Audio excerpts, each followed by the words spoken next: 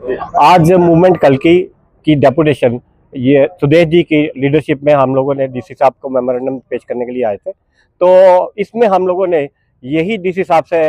Request की है कि अभी कुछ दिनों में पवित्र नवरात्रे शुरू होने वाले हैं, तो नवरात्रों को देखते हुए there are certain facilities which are to be provided to the pilgrims who are visiting बाउफोर्ट। तो कई लोग तो डेली भी आते हैं, कई लोग दूर दराज से आते हैं। इसीलिए हम लोगों ने कहा डीसी साहब से रिक्वेस्ट की कि एक तो आप CRPF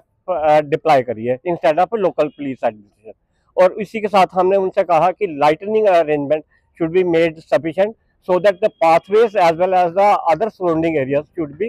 kept in a well lit lightning position। तो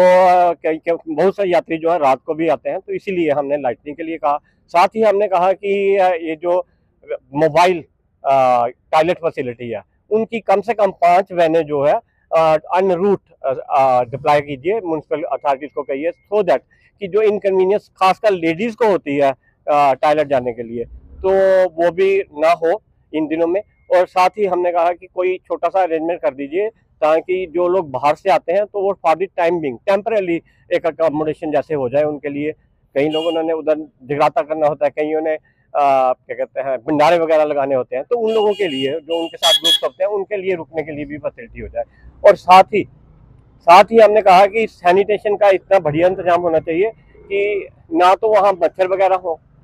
ना वहाँ फिल्थ इकट्ठी हो पाए, और इससे ताकि जो इन चीज़ों से जो अलाइड डिजीज स्प्रेड होती है वैसा ना हो सके। तो डीसी साहब ने हम इस सभी बातों का संज्ञान लिया और हमें श्योर किया है कि जो नवरात्रों में along with the other departments, और हमने एक और सजेशन दिया था कि